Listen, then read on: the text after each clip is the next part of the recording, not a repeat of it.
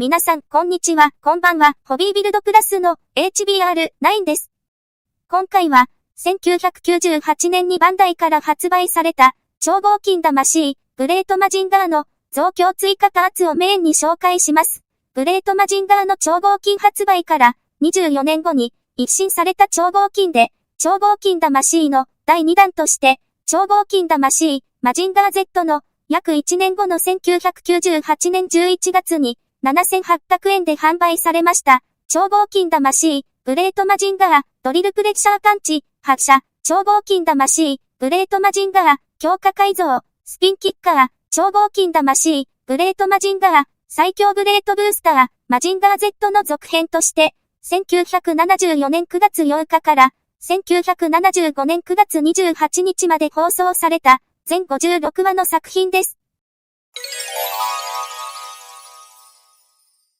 グレートマジンガー自体、マジンガー Z の強化バージョンとも言える、スーパーロボットなので、アップグレードが、マジンガー Z よりも早く、第1話放送の1974年9月8日から、一月と少しの、10月27日放送の、第8話、とどめの一撃、ドリルプレッシャーパンチでした。マジンガー Z のロケットパンチは、アイアンカッターに強化されたのが、第54話なのに、アイアンカッターに相当する、アトミックパンチの強化アイテム、ドリルプレッシャーパンチが、第8話で、早くも投入されます。ドリルプレッシャーパンチも同じく、超合金魂はスイッチの位置が、ギミック発射の撮影が、アングル的に向かないので、動画でご覧ください。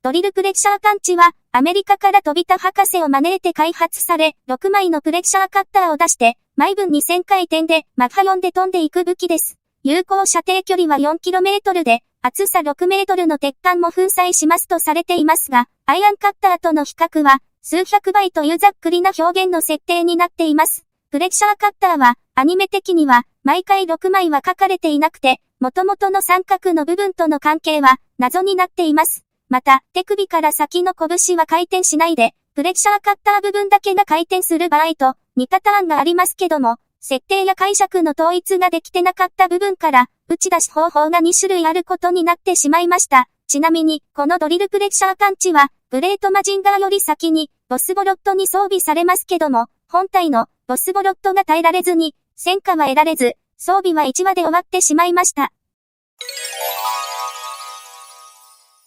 グレートマジンガー後半の増強案は、1974年12月発売の1月号のテレビマガジンで、大改造コンテストが行われます。アニメ的には、強化アイテムとして、第34話4月27日、今だ、出せ、バックスピンキックから登場し、膝から足首の間に出る、スピンキッカーというブレードと、膝関節から出るニーキッカーという、角が追加されました。番組的には、後半の強化作で、仮面ライダーシリーズに対抗する足技を追加したようですが、設定的には34話で急に足が弱点ということから、足に2つの装備が増強されたことになっています。弱点なのに武器を増やすのも少しずれた感じだったのか、登場回を含めて第43話、45話でも使われますが、使用頻度は少なく、当時世代もアニメよりも雑誌などでの紹介の印象が強く、テレビ画面のシーン的なイメージが強い武器ではなかったかと思います。グレートブースターは、グレートマジンガーの最強の武器、グレートブースターアタックでもあり、デビルウィングのように、背中から翼を展開できる進化を、ジェットスクランダーからしていましたが、番組的には、マジンガー Z のジェットスクランダーとの合体を見せるという見せ場を一つ失っていました。47話から56話の短い間ですけども、追加された見せ場の強化アイテムで、超合金時代にはなかった最強のグレートブースターを23年後に超合金魂で立体化に成功しています。そのグレートブースターアタックの先端から飛び出すニードルの変形は背中に装着する部分が開いて中に格納されている後方に向いているニードルの先端を前側に倒して閉じると先端からニードルが出た形状に変形します。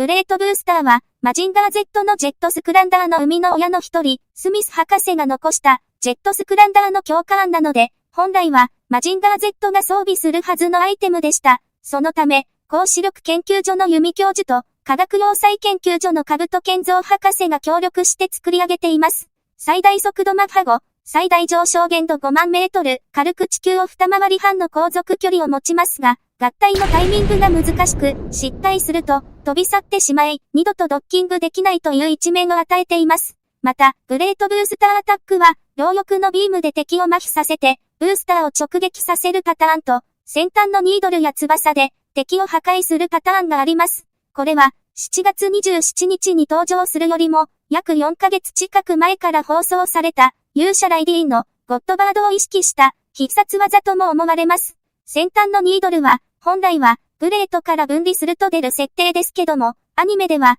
そうでもないことがあります。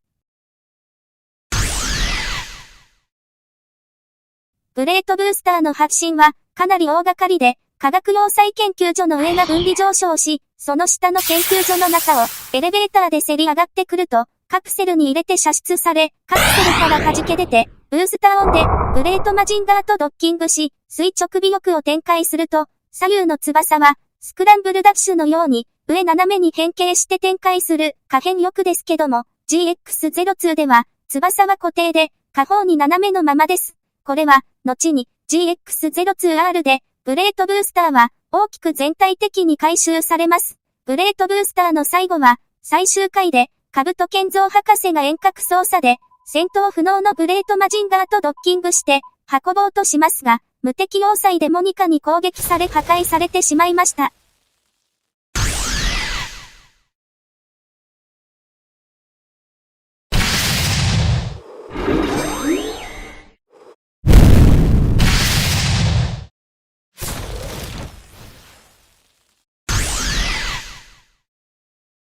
その後、超合金魂ブレートマジンガーも、マジンガー Z には、叶いませんが、多くのバージョンが発売されます。1999年7月には、お約束のブラックブレートマジンガーを、8800円で販売します。2002年11月には、リニューアルバージョンが、7800円で販売され、2017年3月に、ブレートマジンガー、2016記念バージョンが、8796円で販売。2017年6月24日には、ブレートマジンガー DC が14000円で販売。2019年9月21日に、ブレートマジンガー東京リミテッドが11000円で販売され、同年9月には、ブレートマジンガー DC アニメカラーバージョンが14000円で販売されて、2020年12月に TNT 限定で、ブレートマジンガー東京リミテッドが11000円で特別販売されました。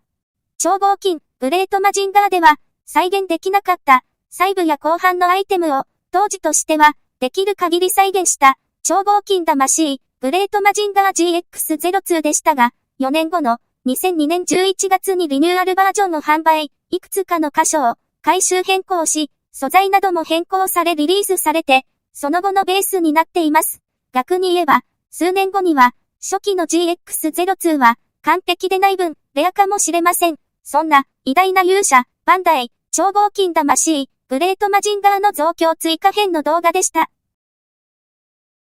それではまた次回は別のおもちゃの紹介でお会いしましょう。おもろかったわ、よかったわ、という方はグッドボタン、チャンネル登録をよろしくお願いします。ホビービルドプラスのブログサイトでは500点以上のおもちゃレビューや改良やメンテナンス方法などを紹介、様々なシリーズのラインナップリストなどを公開してますので、ぜひホビービルドプラスで検索してみてください。では、今回はこの辺で、またね、HBR9 でした。バイバイ。